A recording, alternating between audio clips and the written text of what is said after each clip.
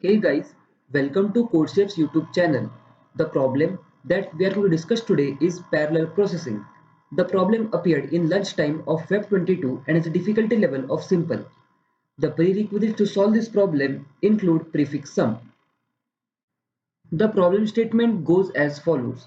There are n tasks waiting in line to be executed where the execution time for the ith task is ai seconds.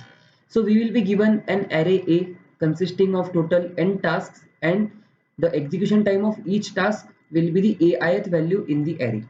Now, Chef has two processors to execute these n tasks and both these processors work simultaneously. So they will run parallel. Okay, what is the problem statement? The problem says that chef assigns a prefix of these tasks to the first processor and the remaining ones to the second processor. So to give a small example, like let's say if we have three tasks in total. So we have task number 1, we have task number 2 and task number 3. So and we have processor 1 and we also have processor 2. So what are the different scenarios possible? We assign prefix of some tasks to the processor 1 and the remaining one to processor 2. So the prefix can be empty. So in that case, processor 1 will get nothing and all the three tasks will be given to processor 2. Or else processor 1 can get 1 and the remaining 2 are given over here. Or we can have 1, 2 over here, 3 over here. Or we can have 1, 2, 3 over here and none over here. Okay, so these are the only scenarios possible for a sample example of 3 tasks. So like that we are going to have a total of n tasks. Okay, so what is our goal in this problem? Our goal is to find the minimum time in which all these tasks can be executed. So this is just the process number 1, 2, 3. This is not the execution time. The execution time will be given in the form of an array. So for that, let's see some sample example. So you can see over here that we have the first test case where there are 3 processes and the first process takes 4 units of time, the second one takes 2 units of time and the third one takes 3 units of time. So what are the different scenarios possible? We can have the different scenarios as follows. Like we have the processor 1 and we also have the processor 2. Okay, one scenario is that nothing goes over here. Okay, and then all the three processors go over here. So in that case, what is the total time over here? The total time will be 4 plus 2 plus 3 because the time of all the processes will get added, right, when they are on a single processor. So this is one case possible. Okay, let me write down. This is one case possible. Another case is you have 4 over here and then 2 plus 3 over here. Then you have 4 plus 2 over here and 3 over here. And the last case is you have 4 plus 2 plus 3 over here and nothing. That is no process is available for processor 2.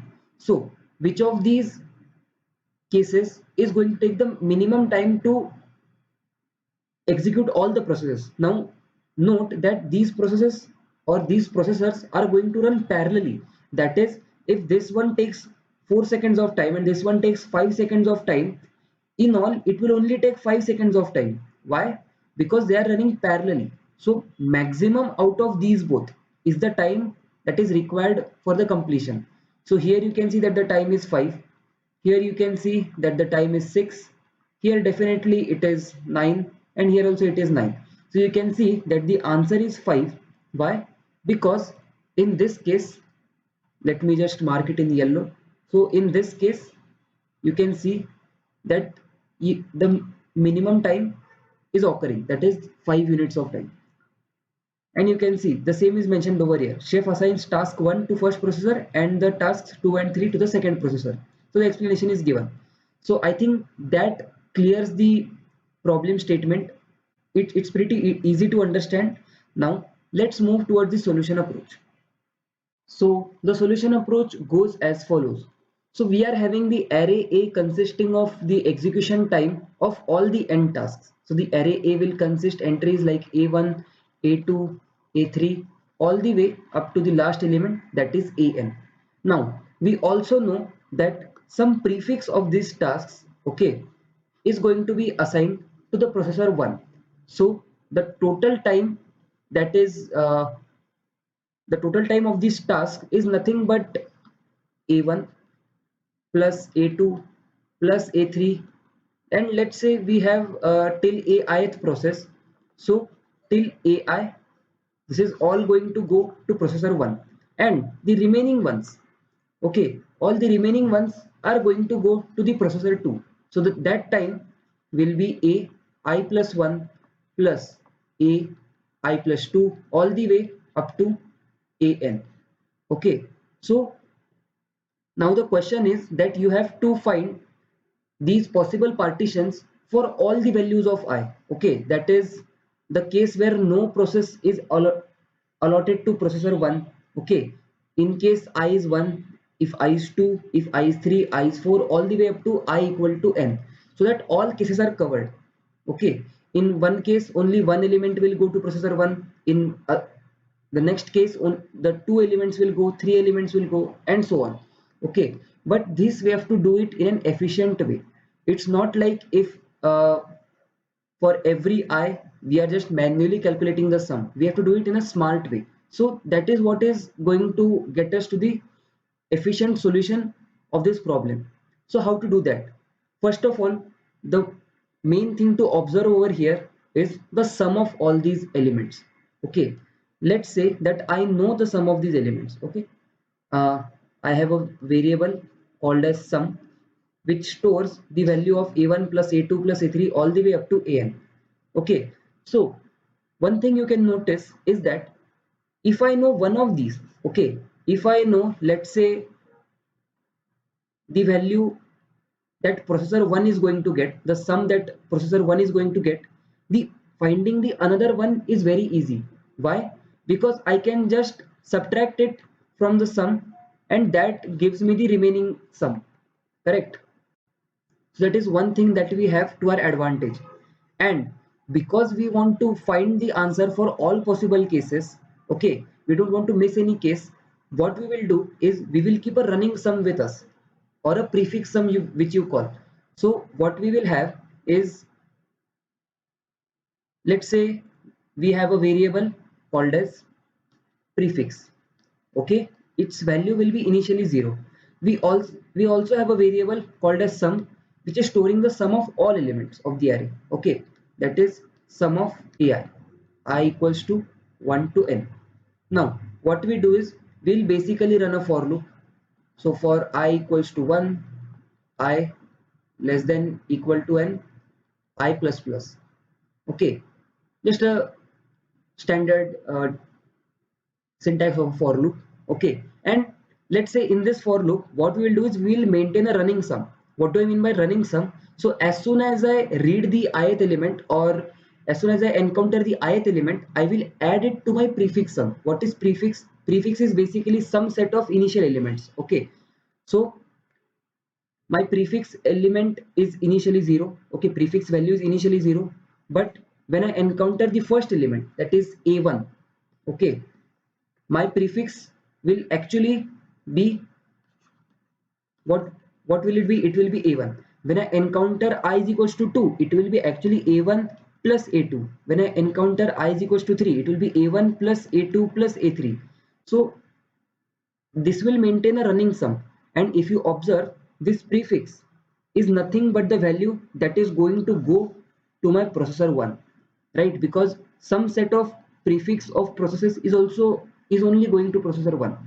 So I know the prefix sum, then I can also get the remaining sum. Let's call this green box as the remaining sum. So getting the remaining sum is not a tough job. Why? Because I know the total sum. So the remaining one is basically sum minus prefix. So I know both the values. I know the value of processor 1, I know the value of processor 2. Now what is the required time? The required time is basically maximum of these both, right? Because let's say one processor is taking 5 seconds and another processor is taking 10 seconds. In all, they are taking only 10 seconds because they are going to run parallelly. So the required time is basically max of processor 1 and processor 2, whatever they are going to take. And then each time I get the required time, our goal in the question was to find the minimum possible time for execution. So I take the minimum over all such required times, and that will get me my answer, right? So this is the solution approach, pretty easy, just that we have to maintain a running sum or a prefix sum, and that is nothing but the processor 1 time, and the remaining time for processor 2 is nothing but the total sum minus the prefix sum. Okay, then we get the required time after that, and after required time I minimize the required time over all such possible required times. So this will be more clear when we see the implementation in C++. So let's move towards that. So first we have the input for number of test cases. Then for each test case, I take the input of n, that is the number of processes. Then I create some variables like answer variable, the sum variable, and the prefix variable. And I also create an array A, okay, which will store all the elements. Now, when I'm reading the elements, that is from I equals to 0, I less than n, I plus plus, I also add the value in the sum variable. Why? Because I want the sum of all elements. So at the end of this loop, this variable will contain sum of all elements. And I am initializing my answer to sum. Why? Because in worst case, what can happen? In worst case, all the processes will go to only one processor. And in that case, the answer is going to be sum. That is sum of all elements. So I initialize over here. And now I start my running sum for loop. So in that for loop, what we do? Each time I encounter the ith element, I add it to my prefix, and this prefix is nothing but basically the processor 1 time.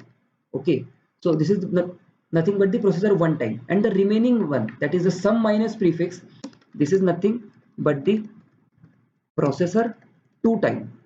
Okay, so we have two processors and we know both of their times now, the time they are going to need for execution. Now, what is the total time required for execution? It is the maximum of these both. So I take the maximum of remaining and prefix, that is the required time. And because I want to minimize my answer over all such possible cases, I each time minimize my answer, like answer is equals to minimum of answer comma required time. So this will happen n times in total, and in the end we have the final answer, that is the minimum time required for execution. So this completes the implementation. Now let's submit this on CodeChef ID to check the correctness. So I'll just copy the code, go to submit.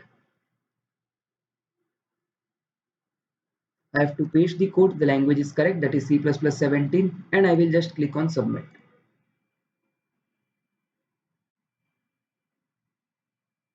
Great, so our solution works.